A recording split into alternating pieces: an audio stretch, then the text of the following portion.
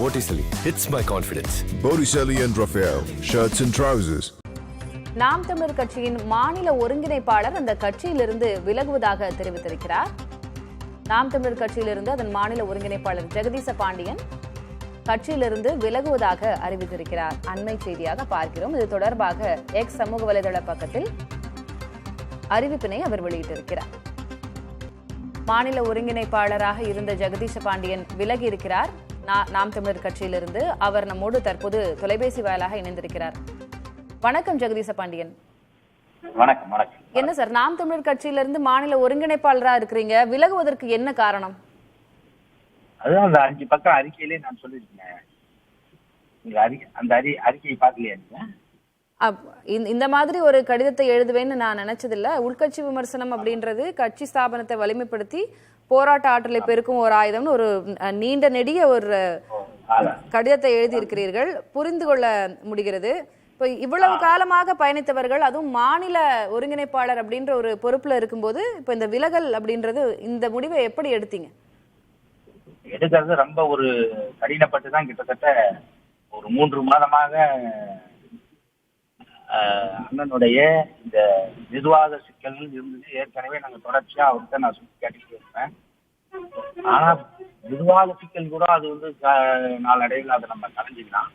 ஆனா கொள்கை ரீதியான பாலிசி டிசிஷனே ரொம்ப தப்பா இருக்கிற நிலைமை இருந்துச்சு. நம்ம எதுக்காக ஒரு கொள்கைக்காக ஒரு அமைப்பை ஆரம்பிக்கிறோம், அந்த அமைப்புக்கான விதி இருக்கு, அமைப்புக்கான ஒரு ஊழியரை உருவாக்குறோம், ஊழியர்களை வழிநடத்த ஒரு விதி தேவைப்படுது.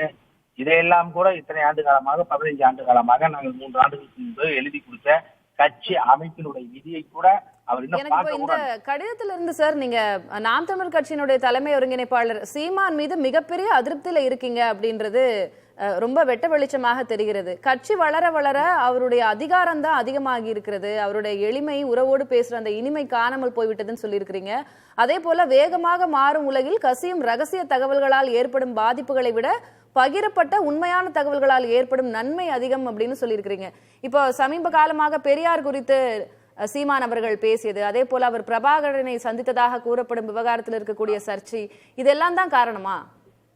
அதாவது ஒவ்வொன்னா ஆமா, அதாவது இது வந்து பகிரப்படும் உண்மை எப்பயுமே நல்லதாக எது சொன்னா, பொதுக்குழு என்று ஒன்றை அழைத்து பொதுக்குழுவில் இருப்பவர்கள் எல்லாம் பேச வைத்து பொதுக்குழுவை முடித்து அனுப்பிவிட்டு எங்களுக்கு தெரியாத இந்திய குடியுரிமை பெறாத ஒருவரை RSS சிந்தனை கொண்ட ஒருவரை பொதுச் செயலாளராக நியமித்ததாக எங்களுக்கு அறிவிக்கிறார்.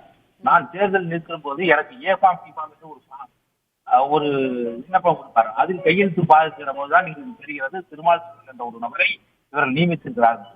அதே போல் பொருளாளராக மிக சிறப்பாக செய்து கொண்டிருந்தவரை அவருக்கான எந்த இதுவும் கொடுக்காமல் வேறு ஒருவரை நியமிக்கிறார்கள்.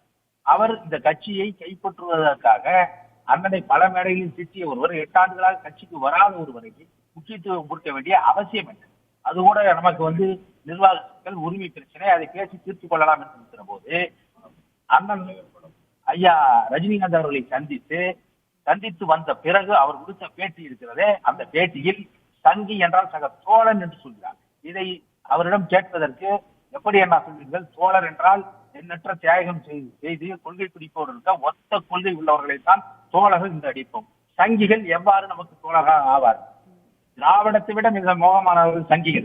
நீங்கள் இப்படி ஒரு இதை கொடுக்கும் போது இது தவறான விஷயமாச்சு. கொள்கைக்கு எதிரான, கட்சிக்கு எதிரான கொள்கை என்று தெரிவிக்க நான் இப்படி புரிஞ்சுக்கிறதுக்காக நான் கேட்கிறேன் திரு ஜெகதீச பாண்டியன். இப்போ பாஜகவினுடைய பி டீமாக செயல்படுகிறது நாம் தமிழர் கட்சி, சீமான் அப்படி செயல்படுகிறார் அப்படின்ற விமர்சனங்கள் எல்லாம் இருக்கு. அப்படிதான் நீங்களும் உணர்றீங்களா? மட்டும் இல்ல, அண்ணன் இப்ப சமீப காலமாக நடக்கிறதுலாம் பார்த்தா பாஜகவினுடைய தமிழ்நாட்டு கிளை போலவே அவர் செயல்படுகிறார்.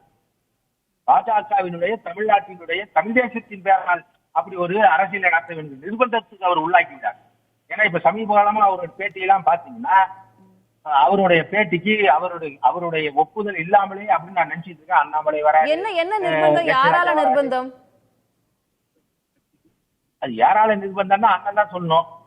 அவர் பேசுறத பார்த்தா குருமூர்த்தி, தினமலர் கோபால்ஜியினுடைய வழிகாட்டியின் பேரில் அவர்களை அடிக்கடி சந்திப்பதும், அவர்களோடு அவர்கள் கருத்தை கேட்டு இந்த மண்ணில் தமிழ் தேசிய அரசியலே வளரக்கூடாது என்ற அவர் விருப்பத்துக்கு ஏற்றது போல் செயல்படுவதாகவும் எனக்கு தெரியுது. ஒரு கடும் அதிருப்தியை தெரிவிச்சிருக்கிறீங்க. 4 பக்க கடிதத்தையும் எழுதியிருக்கிறீங்க. அது நன்றி. மறுபடியும் இந்த கட்சி துவக்கப்பட்ட காலத்திலிருந்து இந்த கட்சி அவர் துவக்காததுக்கு முன்பே பல்வேறு கம்யூனிஸ்ட் மேடைகளில் நான் அழைத்து சென்றிருக்கிறேன். அவர் அப்போது பேசியதெல்லாம் பொது உடைமை மேடையில் மார்க்சிய அம்பேத்கரிய பெரியாரிய கருத்துகளையும் பரப்பிய ஒருவர். அந்த போதாமையின் அந்த கொள்கையில் உள்ள போதாமையின் காரணமாக தமிழ்நாட்டில் உள்ள இளைஞர்கள் எல்லாம் தமிழ் தேசியத்திற்கென்று நாம் தமிழர் கட்சி துவக்கி இத்தனை ஆண்டு காலம் நடத்தி கொண்டிருந்த அண்ணன் சமீப காலமாக நமக்கு நேரடி சித்தாந்தம் கொண்டவர்களுடைய நட்பை கொண்டு அவர்களுடைய கருத்தையே திரும்ப திரும்ப திரும்ப பிரதிநிதிப்பது. பாஜகவோடு நட்பு கொண்டிருக்கிறாருன்னு சொல்றீங்க, நான் அதை அப்படி புரிஞ்சுக்கிறேன். அவருடைய கருத்துக்கள் அப்படியான எண்ணத்தை தோற்றுவிக்கிறது. ரைட், நன்றி. நன்றி திரு ஜெகதீச பாண்டியன், இணைப்பில் வந்து பேசுவதற்கு, உங்களுடைய விளக்கத்தை கொடுத்ததற்கு நன்றி.